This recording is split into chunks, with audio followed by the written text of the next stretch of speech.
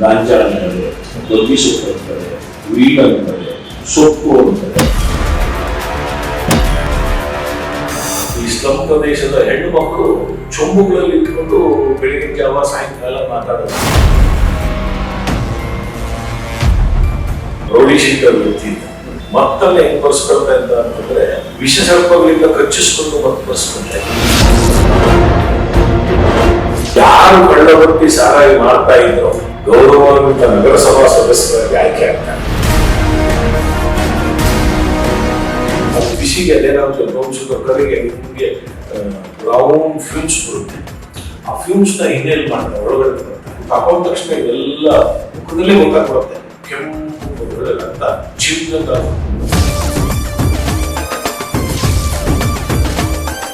ಗಸಗಸೆ ಗಿಡವನ್ನ ಬೆಳೆಸಬೇಕಾದ್ರೆ ಕೇಂದ್ರ ಸರ್ಕಾರದ ಅನುಮತಿ ಅವಶ್ಯಕ ಇದೆ. ಏನ್ ಗಿಡ ಅದು ಅಂದ್ರೆ ಅದು ಆಗಿನ ಕಾಲಕ್ಕೆ 2,000 ರೂಪಾಯಿ ಬೆಲೆ ಬರುತ್ತೆ. ಪಲ್ಲನ್ ತೊಗೊಂಡ್ರೆ ಹೊಸ ಮದುವೆ ಆಗಿರೋರೆಲ್ಲ ಅದನ್ನ ವಿಶೇಷವಾಗಿ ಮಾಡೋದು. ಇದು ಮಂಚ ಮುಗಿಯುವಂತ ಕೆಲಸ ಮಾಡುತ್ತೆ ಬೀಡ ಅಂತ. ಈ ನಡವಳಿಕೆ ಬದಲಾವಣೆ ಆದಾಗ ಪೋಷಕರು ಎಚ್ಚೆತ್ತುಕೊಳ್ಬೇಕು. ಈ ಮಕ್ಕಳು ಮದ್ಯದ ವಸನೆಗಳೇ ಆಗಿದ್ದಾರೆ ಅಂತ ತಿಳ್ಕೋಬೇಕು. ಆ ಥರ ಮಕ್ಕಳಿಗೆ ಅವರು ಬುದ್ಧಿ ಹೇಳುವಂತ ಪ್ರಯತ್ನ ಮಾಡಬೇಕು.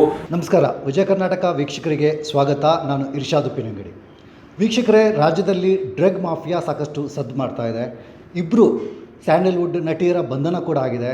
ಈ ಡ್ರಗ್ ಮಾಫಿಯಾ ಯಾವ ರೀತಿ ವಿಸ್ತಾರವಾಗಿ ಹರಡ್ಕೊಂಡಿದೆ, ಅದರಲ್ಲಿ ಯುವಜನರ ಭವಿಷ್ಯದ ಮೇಲೆ ಕೂಡ ಇದು ಮಾರಕ ಆಗಿರುವಂತಹ ಈ ಒಂದು ಮಾಫಿಯಾ ಯಾವ ರೀತಿಯಲ್ಲಿ ಬೆಂಗಳೂರಲ್ಲಿ ಹರಡಿದೆ, ಪ್ರಮುಖವಾಗಿ ವಿದ್ಯಾರ್ಥಿಗಳ ಮೇಲೆ, ಯುವಜನತೆ ಮೇಲೆ ಅದು ಬೀರುವಂತಹ ಪರಿಣಾಮಗಳೇನು ಮತ್ತು ಇದನ್ನು ಯಾವ ರೀತಿ ತಡಿಬಹುದು, ಅದರ ಜೊತೆಗೆ ಪೊಲೀಸ್ ಇಲಾಖೆ ಏನು ಮಾಡ್ತಾ ಇದೆ, ಈ ಎಲ್ಲ ವಿಚಾರಗಳ ಬಗ್ಗೆ ನಮ್ಮ ಜೊತೆ ಮಾತಾಡೋದಕ್ಕೆ ಮಾಜಿ ಪೊಲೀಸ್ ಅಧಿಕಾರಿ BK ಶಿವರಾಮ್ ಅವರು ಇದ್ದಾರೆ. ಸರ್, ಕಾರ್ಯಕ್ರಮಕ್ಕೆ ಸ್ವಾಗತ.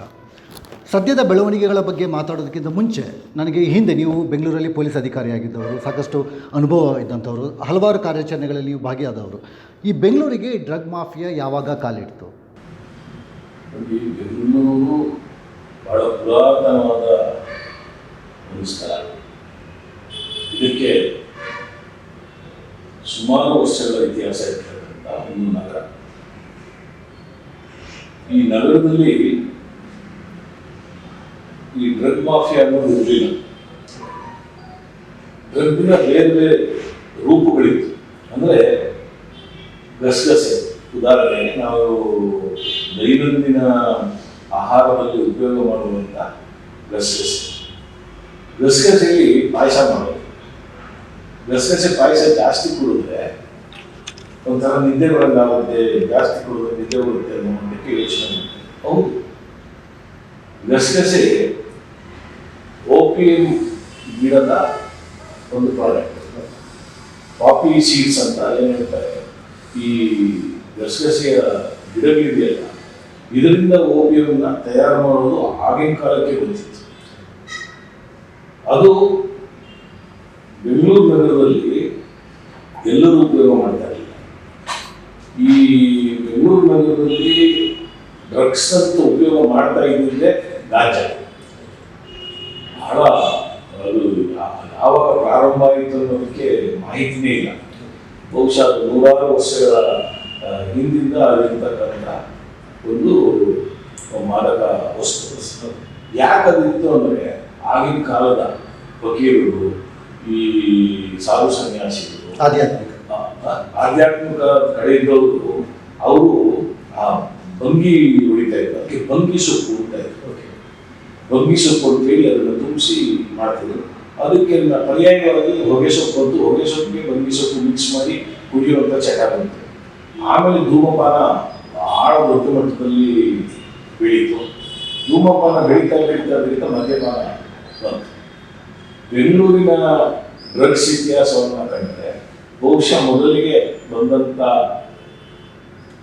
ಮಾದಕ ವಸ್ತು ಅಂದರೆ ಗಾಂಜಾ, ಬಂಗಿ ಸೊಪ್ಪು ಅಂತ ಹೇಳ್ತಾರೆ. ಈಗ ಎಲ್ಲಿಂದ ಬರ್ತಾ ಇತ್ತು ಈ ಗಾಂಜಾ ಇರ್ಬೋದು ಅಥವಾ ಬಂಗಿ ಸೊಪ್ಪು ಅನ್ನೋದು ಭಾರತೀಯ ಒಂಥರ ಒಂದು, ಅದು ಕಳೆನೇ, ವೀಡ್ ಅದು. ಹೀಗೆ ಅದಕ್ಕೆ ತುಂಬ ಹೆಸರುಗಳು ಹೇಳ್ತಾರೆ. ಈ ಮಾದಕ ವಸನೆಗಳು ಮತ್ತೆ ಮಾದಕ ದ್ರವ್ಯದ ವ್ಯಾಪಾರದಲ್ಲಿರೋದಕ್ಕೆ ಗಾಂಜಾ ಅಂತಾರೆ, ಬಂಗಿ ಸೊಪ್ಪು ಅಂತಾರೆ, ವೀಡ್ ಅಂತಾರೆ, ಸೊಪ್ಪು ಅಂತಾರೆ. ಆಮೇಲೆ ಇದಕ್ಕೆ ಮಾಲೀಕರಿಗೆ ಹೆಂಪ್ ಅದು ಆ್ಯಕ್ಚುಲಿ ಹೆಂಪ್ ಅಂತೇಳಿ ವೈಜ್ಞಾನಿಕವಾಗಿ ಅದನ್ನ ಯೂಸ್ ಮಾಡ್ತಾ ಇದ್ರು, ಔಷಧ ಇವುಗಳಲ್ಲಿ ಯೂಸ್ ಮಾಡ್ತಾ ಇದ್ರು, ಆಯುರ್ವೇದದಲ್ಲಿ ಯೂಸ್ ಮಾಡ್ತಾ ಇದ್ರು, ಯುನಾನಿಯಲ್ಲಿ ಯೂಸ್ ಮಾಡ್ತಾ ಇದ್ರು. ಇದು ಯೂಸ್ ಮಾಡ್ತಾ ಇದ್ರು. ಇದು ಮತ್ತಿದೆ ಅಂತ ಗೊತ್ತಾದ ತಕ್ಷಣ ಹೊಗೆ ಸೊಪ್ಪು ಹೆಂಗೆ ಕನ್ವರ್ಟ್ ಮಾಡ್ತಾ ಇರ್ತಾರೆ, ಹೊಗೆ ಸೊಪ್ಪು ಎಲ್ಲಿ ತನಕ ಬಂದ್ಬಿಡ್ತು ಅಂದ್ರೆ ಜರ್ದ ತನಕ ಬಂದ್ಬಿಡ್ತು. ಹೊಗೆ ಸೊಪ್ಪು ಬೆಳೀತಾ ಅದು ಅಲ್ಲಿ ಅಡಿಕೆಯಲ್ಲಿ ಬಂತು, ಇಲ್ಲಿ ಬಂತು, ಬೀಳದಲ್ಲಿ ಬಂತು, ಸಿಗರೇಟಲ್ಲಿ ಬಂತು, ಬೀಡಿಲಿ ಬಂತು, ಚುಟ್ಟದಲ್ಲಿ ಬಂತು, ಕಡೆಗೆ ಜರ್ದಾಕ್ ಬಂದ್ಬಿಡ್ತು. ಅದೇ ತರ ಇದು ಈ ಮಾದಕ ವಸ್ತುಗಳು ಹಂಗೆ ಬಂತು. ಈ ಬೆಂಗಳೂರು ನಗರದಲ್ಲಿ ಮೊದಲಿಗೆ ಅತಿ ಹೆಚ್ಚು ಉಪಯೋಗ ಮಾಡ್ತಾ ಇದ್ದಿದ್ದು ಗಾಂಜಾ. ಗಾಂಜಾದ ನಂತರ ಸಾರಾಯಿ ಮತ್ತೆ ಹೆಂಡ ಇದನ್ನು ಉಪಯೋಗ ಮಾಡ್ತಾ ಇದ್ರು. ಈ ಸಾರಾಯಿಯಿಂದ ಆಗಿನ ಕಾಲಕ್ಕೆ ಅದು ಬಹಳ ತುಟ್ಟಿ ಅನ್ನಿಸಿದಾಗ ಕಳ್ಳಬಟ್ಟಿ ಸಾರಾಯಿಗೆ ದಂಧೆ ಪ್ರಾರಂಭ ಆಯಿತು. ಕಳ್ಳಬಟ್ಟಿಯ ಸಾರಾಯಿಗೆ ದಂಧೆ ಮತ್ತೆ ಗಾಂಜಾದ ದಂಧೆ ಬಹುಶಃ 50ರ ದಶಕದಲ್ಲೇ ಪ್ರಾರಂಭ ಆಗಿರಬೇಕು. 70ರ ದಶಕದಲ್ಲಿ ಇದು ಉತ್ತುಂಗ ಸ್ಥಿತಿಯಲ್ಲಿ ಈ ಗಾಂಜಾ ಮತ್ತೆ ಕಳ್ಳಬಟ್ಟಿ ಸಾರಾಯಿ. ಅವಾಗ ಅವರ ನೆಟ್ವರ್ಕ್ ಹೇಗಿದ್ವು, ಯಾವ ರೀತಿಯಲ್ಲಿ ಅವ್ರು ಮಾಡ್ತಾ ಇದ್ರು? ಕಳ್ಳಬಟ್ಟಿ ಸಾರಾಯಿ ಏನಾಗ್ತಾ ಇತ್ತು ಅಂದ್ರೆ ಇದು ಪ್ರೋಸೆಸ್ ಮಾಡಬೇಕು. ಗಾಂಜಾ ಆದ್ರೆ ಒಣಗಿಸ್ತರೋದು ಅಷ್ಟೇ, ಗಿಡ ಬೆಳೆಯೋದು ಒಣಗಿಸ್ತರೋದು. ಗಾಂಜಾದ ಹೂವು, ಕಾಂಡ, ಎಲೆ ಎಲ್ಲವನ್ನ ಉಪಯೋಗಿಸ್ತಾರೆ. ಗಾಂಜಾದ ಬೆಳೆ ಜಾಸ್ತಿ ಬೆಳೀತಾ ಇದ್ದಿದ್ದು ನಮ್ಮ ಸುತ್ತಮುತ್ತ ಪ್ರದೇಶದಲ್ಲಿ, ಕೇರಳ ಮತ್ತೆ ಆಂಧ್ರ ಪ್ರದೇಶದಲ್ಲಿ. ಅದು ಆಮೇಲೆ ಈಗ ಎಲ್ಲ ಕಡೆ ಬಂದ್ಬಿಟ್ಟಿದೆ. ಈ ಕೇರಳ ಮತ್ತು ಆಂಧ್ರ ಪ್ರದೇಶದ ಎರಡು ಭಾಗದಲ್ಲಿ ಬೆಳೀತಾ ಇದ್ದಂಥ ಗಾಂಜಾ ಇವತ್ತು ವೆಸ್ಟ್ ಬೆಂಗಾಲ್ ಬೆಳೀತಾರೆ, ಆಂಧ್ರದಲ್ಲಿ ಬೆಳೀತಾರೆ, ತಮಿಳುನಾಡು ಬೆಳೀತಾರೆ. ನಮ್ಮ ವೆಸ್ಟರ್ನ್ ಘಾಟ್ಸ್ ಎಲ್ಲಿಂದ ಎಲ್ಲಿ ತನಕ ಇದ್ದಿದ್ದು ಆ ವೆಸ್ಟರ್ನ್ ಘಾಟ್ಸಲ್ಲಿ ಎಲ್ಲ ಕಳ್ಳದಂಧೆ ಮಾಡುವವರು ಇದನ್ನು ಬೆಳೀತಾ ಇದ್ದಾರೆ. ಇದು ಕಾಲಾನುಕಾಲಕ್ಕೆ ಇದ್ರ ಬಗ್ಗೆ ದಾಳಿಗಳು ನಡೆದಿದೆ.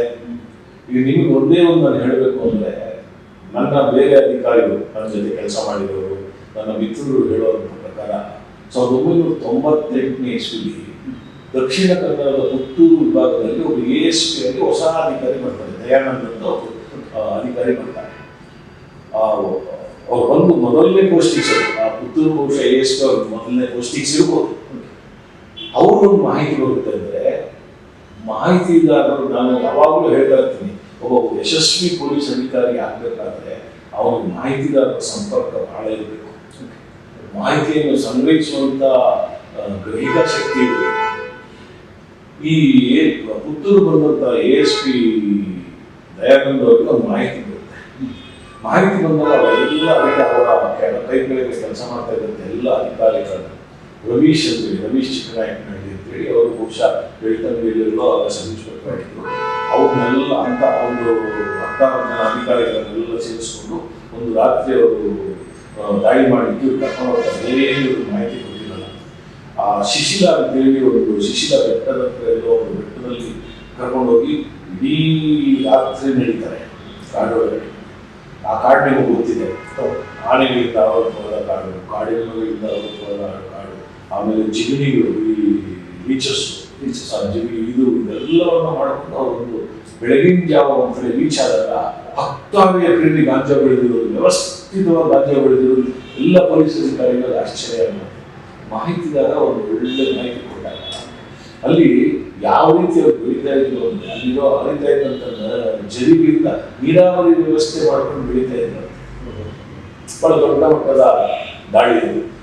ಆ ರೀತಿಯ ದಾಳಿಗೆ ಅವರು ಕರ್ನಾಟಕ ರಾಜ್ಯದ ADGP ಆಗಿದ್ದಾರೆ. ADGP ಇಂಟೆಲಿಜೆನ್ಸ್ ಆಗಿ ಅವರು ಇದ್ದಾರೆ. ಅಂದ್ರೆ ಈ ತರ ಅಧಿಕಾರಿಗಳನ್ನ ಉಪಯೋಗಿಸ್ಕೊಳ್ಬೇಕು. ಯಾರಿಗೆ ಈ ಮಾದಕ ವಸ್ತು ದಾಳಿಗಳು ಮಾಡಿದ್ದಾರೆ, ಅವರ ಮಾಹಿತಿದಾರರ ಪಟ್ಟಿ ದೊಡ್ಡದಿದೆ ಅಂದಾಗ ಅಂಥವ್ರನ್ನ ಉಪಯೋಗಿಸ್ಬಿಟ್ಟು ದಾಳಿ ಮಾಡಿದ್ರೆ ಇದನ್ನ ಯಶಸ್ವಿಯಾಗಿ ತಿಳಿಬಹುದು. ಆಮೇಲೆ ಗಾಂಜಾ ಎಲ್ಲ ಯಾರು ಬೇಕಾ ಬರೀಬಹುದು. ಅದರಿಂದ ಅದನ್ನು ನಿಯಂತ್ರಣ ಮಾಡೋದು ತುಂಬಾ ಕಷ್ಟ. ಅಂದರೆ ಯಾವ ರೀತಿ ಅಂದರೆ, ಈಗ ಹಳ್ಳಿಗಳಲ್ಲಿ ಸಹಜವಾಗಿ ಗಾಂಜಾ ಬೆಳೀತಾರೆ, ಕಾಡುಗಳಲ್ಲಿ ಬೆಳೀತಾರೆ. ಕಾಡುಗಳಲ್ಲಿ ಬೆಳೆಯೋದೇ ನಿಮಗೆ ಈ ಜಾಲದಲ್ಲಿ ಬರುವಂತ ಡ್ರಗ್ ಮಾಫಿಯಾದವರು ಸಿಗುವಂಥದ್ದು ಕಾಡುಗಳಲ್ಲಿ ಬೆಳೆಯೋದು. ಹಳ್ಳಿಲಿ ಬೆಳೆಯುವ ಕುಡಿತಾನೆ, ಈಗ ಕೆಲವು ಸಾಧು ಸನ್ಯಾಸಿಗಳು ಅವರೇ ಬರ್ತಾರೆ, ಅವರೇ ಬದಿ ಹೊಡಿತಾರೆ, ಯಾರಿಗೂ ಕೊಡೋದಿಲ್ಲ, ಯಾರಿಗೂ ಮಾರಾಟ ಮಾಡೋದಿಲ್ಲ. ಇವರು ಇದನ್ನ ಎಲ್ಲ ಕಡೆ ಇದನ್ನ ನಶೆ ಹಚ್ಚಿಸ್ತಾರೆ. ಈ ನಶೆ ಹಚ್ಚೋದು ಇವರು ದುರಂತ ಏನು ಅಂದ್ರೆ ಯುವಜನಾಂಗ ಇದಕ್ಕೆ ಬಲಿಯಾಗುತ್ತೆ. ಯುವಜನಾಂಗ ಹೆಂಗ್ ಬಲಿಯಾಗುತ್ತೆ ಅಂತ ಯಾರಾದ್ರೂ ಕೇಳಬಹುದು. ಏನಕ್ಕೆ ಯುವಜನಾಂಗಕ್ಕೆ ಏನಂದ್ರೆ ಯುವಜನಾಂಗಕ್ಕೆ ಸ್ನೇಹಕೂಟಗಳು ಜಾಸ್ತಿ, ಗೆಳೆಯರ ಬಲ ಜಾಸ್ತಿ ಇರುತ್ತೆ, ಸ್ನೇಹಕೂಟ ಜಾಸ್ತಿ ಇರುತ್ತೆ, ಸ್ನೇಹಿತರು ಜಾಸ್ತಿ ಇರ್ತಾರೆ. ಎಲ್ಲೋ ಒಬ್ಬ ಒಂದು ಸಿಗರೇಟ್ನ ಚಟ ಇಟ್ಕೊಂಡು ನಮಗೆ ಸಿಗರೇಟ್ ಅಲ್ಲಿ ಏನು ಆ ದಮ್ಮಲ್ಲಿ ಮಜಾ ಇಲ್ಲ, ಅದಕ್ಕೆ ಸ್ವಲ್ಪ ಈ ಕ್ರ್ಯಾಶ್ ಅಂದರೆ ಈ ಗಾಂಜಾವನ್ನು ಸೇರಿಸಿದ್ರೆ ಒಂದು ಮಜಾ ಬರುತ್ತೆ ಅಂತ ಹೇಳಿದ್ರು. ಆಕ್ಸಿಡೆಂಟಲ್ ಕನ್ಸಂಪ್ಷನ್ ಇದೆ ನೋಡಿ, ಆಕಸ್ಮಿಕವಾಗಿ ಸೇವನೆ ಮಾಡುವಂಥದ್ದು, ಒಂದ್ಸಲಿ ಸಿಗುವುದು ಅಂತ ಹೇಳ್ತಾರೆ. ಇದು ವ್ಯಸನಿಗಳಾಗಿ ರೂಪ ಹೊಂದುತ್ತಾರೆ. ಹಾಗೆ ಈ ಪಾರ್ಟಿಗಳಲ್ಲಿ ಒಂದು ಗ್ಲಾಸ್ ಬಿಯರ್ ಕುಡಿ, ಏನಾಗೋದಿಲ್ಲ, ಎಲ್ಲ ಇದಿರುತ್ತೆ, ವೈನ್ ಕುಡಿ ಅಂತೇಳಿ ಕೂರಿಸ್ಬಿಟ್ಟು ಇನ್ನೊಂದು 3 ವರ್ಷ ಬಿಟ್ಟು ನೋಡಿದಾಗ ಅವನು ವ್ಯಸನಿ ಆಲ್ಕೋಹಾಲಿಕ್ ಆಗ್ತಾನೆ. ಆದರೆ ಆಲ್ಕೋಹಾಲಿಕ್ ಅಥವಾ ಇನ್ನೊಂದು ಚಟಗಳಲ್ಲಿ ಅವನೇನಾದರೂ ವ್ಯಸನಿ ಆದರೆ ಬಿಡಿಸ್ಬೋದಾಗ್ತದೆ. ಆದರೆ ಮಾದಕ ವಸ್ತುಗಳ ವ್ಯಸನಿಗಳನ್ನ ಅದರಿಂದ ಹೊರಗಡೆ ತರೋದು ತುಂಬ ಕಷ್ಟ. ಸರ್, ಈಗ ಈ ಯುವ ಜನಾಂಗದ ಅದರ ಬಗ್ಗೆ ಮಾತಾಡೋದಕ್ಕಿಂತ ಮುಂಚೆ ನನಗೆ ಈ ಬೆಂಗಳೂರಲ್ಲಿ ನೀವು ಈಗ ಹೇಳಿದ್ರಿ ಗಾಂಜಾ ಇತ್ತು, ಕಳ್ಳಬಟ್ಟೆ ಇತ್ತು, ಬೇರೆ ಬೇರೆ ಆ ಸಂದರ್ಭದಲ್ಲಿ ಬೇರೆ ಬೇರೆ ರೀತಿಯ ಮಾದಕ ವಸ್ತುಗಳನ್ನು ಬಳಕೆ ಮಾಡ್ತಾಯಿದ್ರು. ಆ ನಂತರ ಈ ಹೊಸ ರೀತಿಯಲ್ಲಿ ಇಂಜೆಕ್ಟ್ ಮಾಡುವಂಥದ್ದು, ಟ್ಯಾಬ್ಲೆಟ್ಗಳನ್ನು ಬಳಸುವಂಥದ್ದು, ಅದು ಯಾವ ಕಾಲ ಮತ್ತು ಯಾವ ಸ್ವರೂಪದ ಬೆಂಗಳೂರಲ್ಲಿ ಕಳ್ಳಬಟ್ಟಿ ಸಾರಾಯಿ ದಂಧೆ ಬಹಳ ದೊಡ್ಡ ಮಟ್ಟದಲ್ಲಿ ನಡೀತಾ ಇತ್ತು. ಬೆಂಗಳೂರಿಗೆ ಕಳ್ಳಬಟ್ಟಿ ಸಾರಾಯಿ ಸರಬರಾಜಾಟೆಯಲ್ಲಿ ಬೆಂಗಳೂರಿನ ಸುತ್ತಮುತ್ತ ಇರತಕ್ಕಂಥ ಹಳ್ಳಿ ಗ್ರಾಮೀಣ ಪ್ರದೇಶಗಳಿಂದ ಮೇಡಿಮಲ್ ಸಾಗರ, ಕಟ್ಟಿಗೆನಹಳ್ಳಿ, ಬೇಗನರ್ ಸಾಗರ, ಈ ಥರದ ಜಾಗಗಳಲ್ಲಿ ಆ ಕಾಡಿನ ಪ್ರದೇಶಗಳಲ್ಲಿ ಇವರು ಅದನ್ನ ಕೊಳೆ ಹಾಕಬೇಕು, ಫರ್ಮೆಂಟೇಷನ್ ಆಗಬೇಕು. ಫರ್ಮೆಂಟೇಷನ್ಗೆ ಅವರು ವ್ಯವಸ್ಥಿತವಾಗಿ ಮಾಡೋದು, ಅದು ಲೇಟ್ ಆಗುತ್ತೆ ಫರ್ಮೆಂಟೇಷನ್ ಅಂತೇಳಿ. ಅದಕ್ಕೆ ಏನು ಮಾಡೋದು, ಕೊಳೆತ ಪದಾರ್ಥಗಳು, ಕೊಳೆತ ಮಾಂಸಗಳು, ಕಡೆಗೆ ಲಾಡಿ ಸಿಗುವಂಥ ಚಪ್ಪಲಿಗಳು, ಆಮೇಲೆ ಇದು ಬೇಗ ಫರ್ಮೆಂಟ್ ಆಗಲ್ಲ, ಕೊಳೆಯೋದಿಲ್ಲ ಅಂತೇಳಿ ಈ ಲೀಕ್ ಆಗಿರುವಂಥ ಬ್ಯಾಟ್ರಿ ಸೆಲ್ಲುಗಳನ್ನು ಹಾಕ್ತಾ ಇದ್ರು. ಇದು ಇದು ಇದೊಂದು ಹೆಂಗೆ ಅಂದರೆ ಈ ಜಾಲ ಬರೀ ಮನುಷ್ಯರಿಗೆ ಮಾತ್ರ ಅಟ್ರಾಕ್ಟ್ ಮಾಡೋದಿಲ್ಲ, ಬನ್ನೇರುಘಟ್ಟದ ಆನೆಗಳನ್ನ ಅಲ್ಲಿ ಅಟ್ರಾಕ್ಟ್ ಮಾಡುತ್ತೆ. ಈ ಆನೆಗಳು ಊರಿಗೆ ನುಗ್ಗುತ್ತಲ್ಲ, ಬಹುತೇಕ ಆನೆಗಳು ಊರಿಗೆ ನುಗ್ಗೋದು ಕಾಡು ನಾಶದಿಂದ ಒಂದು ಕಾರಣ ಇರ್ಬೋದು. ಈ ಕಳ್ಳಬಟ್ಟಿಯ ವಾಸನೆಯ ಜಾಡನ್ನ ಇದ್ದು ಅದು ನುಗ್ಗುತ್ತೆ ಆನೆಗಳು. ಇದು ಇದೆ, ಇದೆಲ್ಲದಕ್ಕೂ ಮಾರಕ. ಅದನ್ನ ಕಳ್ಳಬಟ್ಟಿನ ಬಹಳ ವ್ಯವಸ್ಥಿತವಾಗಿ ಮಾಡ್ತಾರೆ. ವ್ಯವಸ್ಥಿತವಾಗಿ ಅದನ್ನ ಬಟ್ಟಿ ಇಳಿಸಿ ಆ ಬಟ್ಟಿನ ಶುದ್ಧ ನೇರ ಸಾರಾಯಿ, ಅದು ನೀರು ಏನು ಮಿಕ್ಸ್ ಆಗಿರಲ್ಲ, ಅದಕ್ಕೆ ಬಟ್ಟಿ ಇಳಿಸಿದಂಥ ಸಾರಾಯಿನ ತಂದು ಕೊಡ್ತಾರೆ. ಅದೇನು ಸಣ್ಣ ಯುವಕರೆಲ್ಲ ಕೊಡ್ಬಿಟ್ಟು ಕರಡೆ ಸುತ್ತ ಹೋಗ್ತಾರೆ, ಆ ಮಟ್ಟಕ್ಕೆ ಸ್ಟ್ರಾಂಗ್ ಇರುತ್ತದೆ. ಅದನ್ನ ಬೆಂಗಳೂರು ನಗರಕ್ಕೆ ಅವರು ಕಾರುಗಳ ಲಾರಿಗಳ ಟ್ಯೂಬ್ನಲ್ಲಿ ತುಂಬಿ ತಂದು ಇಲ್ಲಿ ಸಪ್ಲೈ ಮಾಡ್ತಾ ಇದ್ದಾರೆ. ಇಲ್ಲಿ ರಿಟೈಲರ್ಸ್ ಹೆಂಗಿದ್ರು ಅಂದ್ರೆ ಹೆಣ್ಣು ಮಕ್ಕಳು, ಈ ಸ್ಲಮ್ ಪ್ರದೇಶದ ಹೆಣ್ಣು ಮಕ್ಕಳು ಚೊಂಬುಗಳಲ್ಲಿ ಇಟ್ಕೊಂಡು ಬೆಳಗಿನ ಜಾವ ಸಾಯಂಕಾಲ ಮಾತಾಡೋದು. ಅವಾಗೆಲ್ಲ ಈ ಪಬ್ಲಿಕ್ ಟಾಯ್ಲೆಟ್ ಇತ್ತಲ್ಲ, ಪಬ್ಲಿಕ್ ಟಾಯ್ಲೆಟ್ ಇಲ್ಲದ್ರೆ ಚೊಂಬುಗಳಲ್ಲಿ ಕದ್ದು ಮುಚ್ಚಿ ಮಾರಾಟ ಮಾಡೋದು ಬಹಳ ವ್ಯವಸ್ಥಿತವಾಗಿ ನಡೀತು. ನಿಮಗೆ 80ರ ದಶಕದಲ್ಲಿ, ಬಹುಶಃ ಅದು 82ನೇ ಇಸ್ವಿ ಇರಬೇಕು, ನನಗೆ 80ರ ದಶಕದಲ್ಲಿ ಬೆಂಗಳೂರು ನಗರದಲ್ಲಿ 400 ಜನ ಮೃತಪಡ್ತಾರೆ ಈ ಕಳ್ಳಬಟ್ಟಿ ಸಾರಾಯಿ ಸೇವನೆ. ಹಾಗಾಗಿ ಒಂದು ನ್ಯಾಯಾಂಗ ತನಿಖೆ ಎಲ್ಲ ಆಗುತ್ತೆ. ಆಗ ವ್ಯವಸ್ಥಿತವಾಗಿ ದಾಳಿಗಳು ನಡೆಯುತ್ತೆ. ದೊಡ್ಡ ಅದರ ಹಿಂದಿದ್ದಂಥ ದೊಡ್ಡ ವ್ಯಕ್ತಿಗಳನ್ನ ಆವಾಗ ದಸ್ತಗಿರಿ ಮಾಡ್ತಾರೆ. ನಾನು KJB ಪೊಲೀಸ್ ಠಾಣೆಯಲ್ಲಿ, ಆ ನಂತರ ನಾನು ಬಾನಸವಾಡಿ ಪೊಲೀಸ್ ಸ್ಟೇಷನಲ್ಲಿದ್ದೆ. ಆ ನಂತರ ನನಗೆ KJB ಪೊಲೀಸ್ ಸ್ಟೇಷನ್ಗೆ ಹೋದಾಗ ಅಲ್ಲಿ ವ್ಯವಸ್ಥಿತವಾಗಿ ಕಳ್ಳಬಟ್ಟಿ ವ್ಯಾಪಾರ ಇತ್ತು. ವ್ಯವಸ್ಥಿತವಾಗಿ ಅಂದರೆ ಟೇಬಲ್ ಚೇರ್ ಹಾಕಿ ಕಳ್ಳಬಟ್ಟಿ ಸಾರಾಯಿ ಮಾಡ್ತಾ ಇದ್ರು ಆ ಸ್ಲಮ್ಮಲ್ಲಿ. ಇಡೀ ಆ ಸ್ಲಮ್ಮಿನ ಜನ ಅವ್ರಿಗೆ ಸಪೋರ್ಟ್ ಮಾಡ್ಕೊಂಡಿದ್ರು. ಯಾಕೆಂದ್ರೆ ಅವ್ರಿಗೆಲ್ಲ ಕಷ್ಟ ಸುಖಗಳು ಅವ್ರು ಮಾರಾಟ ಮಾಡೋರು ಭಾಗಿಯಾಗ್ತಾರೆ. ದುರಂತ ಏನು ಅಂದ್ರೆ ಅವ್ರನ್ನೆಲ್ಲ ನಾವು ಗೂಂಡೆ ಆ್ಯಕ್ಟಲ್ಲಿ ದಸ್ತಗಿರಿ ಮಾಡಿ ಗೂಂಡೆ ಆ್ಯಕ್ಟಲ್ಲಿ ಕೇಸ್ಗಳು ಹಾಕಿ ಅವ್ರನ್ನೆಲ್ಲ ನಾವು ಜೈಲುವಾಸಕ್ಕೆ ಒಳಪಡಿಸಿದ್ವಿ. ಆಗ ಕಮಿಷನರ್ ಅವರು ಹರ್ಲಂಕರ್ ಅವರಾಗಿದ್ದರು, DCP ಅವರು ಮರಿಸ್ವಾಮಿ ಅವರಾಗಿದ್ದರು. ಆ ನಂತರ ಅವರು ಜೈಲಿಗೆ ಹೋಗಿ ಮುಗಿಸ್ಬಿಟ್ಟು ಆ ದಂಧೆನ ಬಿಟ್ಟು ಬೇರೆ ದಂಧೆಗೆ ಬೇರೆ ಪೂರಕವಾದ ದಂಧೆಗಳು ಅಥವಾ ಇವರು ಸಪೋರ್ಟ್ ಮಾಡ್ತಾ ಇದ್ರು. ಆಮೇಲೆ ನಾನೊಂದು 7-8 ವರ್ಷಗಳ ನಂತರ ನೋಡಿದಾಗ ಯಾರು ಕಳ್ಳಬಟ್ಟಿ ಸಾರಾಯಿ ಮಾಡ್ತಾ ಇದ್ರು ಅವರುಗಳು ಈ ನಗರದ ಗೌರವಾನ್ವಿತ ನಗರಸಭಾ ಸದಸ್ಯರಾಗಿ ಆಯ್ಕೆ ಆಗ್ತಾರೆ. ಒಂದು 3-4 ಜನ ನಗರಸಭಾ ಸದಸ್ಯರಾಗಿ ಆಯ್ಕೆ ಆಗ್ತಾರೆ. ಅದರಲ್ಲೂ ಒಬ್ಬಾಕೆ ಪತ್ರಿಕೆಯಲ್ಲೆಲ್ಲ ಬಂದ್ಬಿಡ್ತು, ಈಕೆ ಮೊದಲ ಮಹಿಳಾ ಮೇಯರ್ ಆಗುವ, ಇದು ದಲಿತ ಮಹಿಳಾ ಮೇಯರ್ ಆಗುವಂತ ಅವಕಾಶ ಇದೆ, ಇವರು ಆಗಬಹುದು ಅಂತ. ನನಗೆ ತಿಳಿಲಾರದೆ ರಾಜಕೀಯ ಮುಖಂಡರುಗಳಿಗೆ ಹೇಳಿದೆ, ಆಕೆ ಇತಿಹಾಸವನ್ನು ತಿಳ್ಕೊಳ್ಳಿ, ಅಥವಾ ಇನ್ನೊಬ್ಬರನ್ನು ನೀವು ಡೆಪ್ಟಿ ಮೇಯರ್ ಮಾಡಬೇಕು ಅಂತಿದ್ರೆ ಅವ್ರ ಇತಿಹಾಸ ತಿಳ್ಕೊಳ್ಳಿ. ಕಳ್ಳಬಟ್ಟಿ ಸಾರಾಯಿ ದಂಧೆಯಲ್ಲಿ ಜೈಲಿಗೆ ಹೋಗಿರೋರು, ಗೂಂಡಾ ಆ್ಯಕ್ಟಲ್ಲಿ ದಸ್ತಗಿರಿ ಆಗಿರೋರು, ಅಂಥವ್ರಿಗೆ ಬೆಂಗಳೂರು ನಗರದ ಮಹಾಪೌರಗಳನ್ನು ಮಾಡಬೇಡಿ ಅಂತ ನಾನು ಕೇಳ್ಕೊಂಡಾಗ ಅದು ಬಹುಶಃ ತಪ್ಪಿರ್ಬೋದು ಅಥವಾ ಅವರಿಗೆ ಗೊತ್ತಾಗಿ ತಪ್ಪಿಸಿರ್ಬೋದು. ಸರ್, ಈಗ ನಿಮ್ಮ ಕಾಲದಲ್ಲಿ ನೀವು ಹೇಳ್ತಾ ಇದ್ರಿ ಕಳ್ಳಬಟ್ಟಿ, ಗಾಂಜಾ, ಚರಸ್ ಇರ್ಬೋದು. ಬಟ್ ಇದರ ಹೊರತಾಗಿ ಇವತ್ತಿನ ಯುವಕರು ಬಳಕೆ ಮಾಡುವಂತಹ ಟ್ಯಾಬ್ಲೆಟ್ಸ್ಗಳಿರ್ಬೋದು, ಮತ್ತು ಇಂಜೆಕ್ಟ್ ಮಾಡುವಂತಹ ಡ್ರಗ್ಗಳಿರ್ಬೋದು, ನಿಮ್ಮ ಅವಧಿಯಲ್ಲಿ ಇಂತಹ ಡ್ರಗ್ಗಳಿತ್ತು ಅಥವಾ ಅದು ಯಾವಾಗ ಬೆಂಗಳೂರಿಗೆ ಬಂದಿದ್ದು?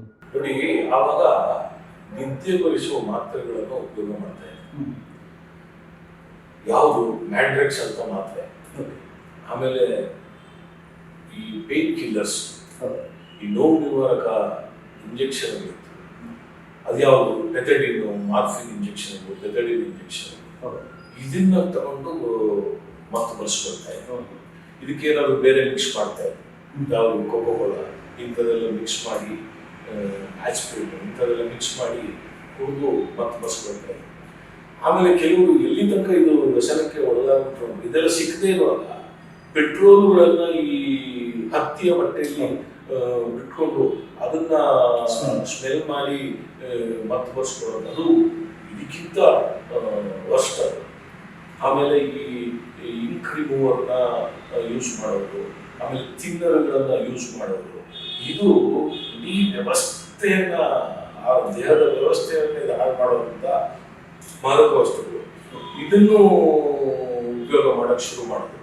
ಅವರು ಯಾಕೆ ಮಾಡ್ತಾರೆ ಅಂದ್ರೆ ನಿಮ್ಗೆ ಆಶ್ಚರ್ಯ ಆಗ್ಬೋದು. KGHD ಠಾಣೆಯಲ್ಲಿ ನಾನು ಕೆಲಸ ಮಾಡ್ತಾ ಇರ್ಬೇಕಾದ್ರೆ ನನ್ನೊಬ್ಬ ರೌಡಿ ಶೀಟರ್ ವ್ಯಕ್ತಿ ಇದ್ದ, ಅಬುಶೇರ್ ಅಂತೇಳಿ. ಅವನು ಮತ್ತೊಮ್ಮೆ ಹೆಂಗ್ ಬರ್ಸ್ಕೊಳ್ತಾ ಇದ್ದ ಅಂತಂದ್ರೆ, ಬರೀ ಕುಡಿತಾ ಇದ್ದಲ್ಲ, ಈ ಗಾಂಜಾ ಇದ್ದಲ್ಲ, ಈ ಅವನಿಗೆಲ್ಲ ಸಿಗೋದು, ಅವನಿಗೆ ಫಾರಿನ್ ಕಾಂಟ್ಯಾಕ್ಟ್ಸ್ ಎಲ್ಲ ಇತ್ತು. ಅವನು ವಿಷ ಸರ್ಪಗಳಿಂದ ಕಚ್ಚಿಸ್ಕೊಂಡು ಮತ್ತೆ ಬರ್ಸ್ಕೊಂತ ಇದ್ದ, ಇದು ಇತ್ತು. ಆಮೇಲೆ ಕಾಲಕ್ರಮೇಣ ಅದೆಲ್ಲ ಬದಲಾಗಿ ಆಗಿ ಇವರಿಗೆ ಈ ಕೇಳಿದ್ರಲ್ಲ, ಔಷಧ ರೂಪದಲ್ಲಿ ಇರ್ತಕ್ಕಂಥದನ್ನ ತೆಗಿಲಿಕ್ಕೆ ಶುರು ಮಾಡಿ. ಔಷಧ ರೂಪದಲ್ಲಿ ಇರ್ತಕ್ಕಂಥದ್ದೇನು? ಕಾಫ್ ಸಿರಪ್, ಕೆಮ್ಮಿಗೆ ಯೂಸ್ ಮಾಡುವಂಥ ಕಾಫ್ ಸಿರಪ್. ಇದನ್ನ ಅತಿ ಹೆಚ್ಚು ಪ್ರಮಾಣದಲ್ಲಿ ಹೋದಾಗ ನಶೆ ಹರಿಸ್ಕೊಳ್ತಾ ಇದೆ. ಆಮೇಲೆ ಮಾತ್ರೆಗಳನ್ನ ಬೇರೆ ವಸ್ತುಗಳ ಜೊತೆ ಮಿಕ್ಸ್ ಮಾಡಿ ಬೆರೆಸಿ ಕುಡಿತಾ ಇದ್ರು. ನಿದ್ರೆ ಮಾತ್ರೆಗಳನ್ನ ಬೇರೆ ವಸ್ತುಗಳ ಜೊತೆ ಅಥವಾ ಕುಡಿಯುವ ಯಾವುದಾದ್ರೂ ಡ್ರಿಂಕ್ಸ್ ಜೊತೆ, ಈ ತಂಪು ಪಾನೀಯಗಳ ಜೊತೆ ಸೇರಿಸ್ಕೊಂಡು ಮತ್ತೆ ಬಳಸ್ಕೊಂಡು. ಗಾಂಜಾ ಸೇವನೆ ಮಾಡೋರು ಏನು ಮಾಡೋದು, ಗಾಂಜಾನ ಸೇವನೆ ಮಾಡಿ ಅವರು ಮತ್ತೆ ಬರೋಲ್ಲ ಅಂತೇಳಿ ಬೆಲ್ಲ ತಿಂದ್ಬಿಟ್ಟು ಗಾಂಜಾ ಅದು ಮತ್ತೆ ಬಳಸ್ಕೊಳ್ತಾ ಇದ್ರು. ಇದೆಲ್ಲ ಆಗಿ ಇತ್ತೀಚೆಗೆ ಇವ್ರು ಏನು ಮಾಡೋದು, ಈ ಪ್ರಸವ ಕಾಲದಲ್ಲಿ, ಡೆಲಿವರಿ ಟೈಮಲ್ಲಿ ಹೆಣ್ಣು ಮಕ್ಕಳಿಗೆ ನೋವು ಕಡಿಮೆ ಆಗಲಿ ಅಂತೇಳಿ ಒಂದು ಇಂಜೆಕ್ಷನ್ ಕೊಡ್ತಾರೆ, ಪೇನ್ ಕಿಲ್ಲರ್. ಅದೇನೋ ಅದ್ರ ಹೆಸರೇನೋ ಇದೆ. ಅದು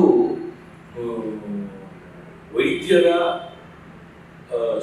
ಇದು ಪ್ರಿಸ್ಕ್ರಿಪ್ಷನ್ ಇದ್ರೆ ಕೊಡ್ಲಿಕ್ಕೆ ಸಾಧ್ಯನೇ ಇಲ್ಲ. ಅದು ನೀವು ತಗೊಂಡು ಬಂದು ಅದಕ್ಕೆ ಆಸ್ಪಿರಿನ್ ನೀರಲ್ಲಿ ಮಿಕ್ಸ್ ಮಾಡಿ, ಡಿಸ್ಟಿಲ್ ವಾಟರ್ ಮಿಕ್ಸ್ ಮಾಡಿ, ಅದನ್ನೆರಡೂ ಮಿಕ್ಸ್ ಮಾಡಿ ಇಂಜೆಕ್ಟ್ ತಗೊಂಡು ಅದರೊಳಗೆ ಅದು ರಾಕ್ಷಸ ಪ್ರವೃತ್ತಿಗೆ ಪ್ರೇರಣೆ ಮಾಡ್ತಾ ಇತ್ತು.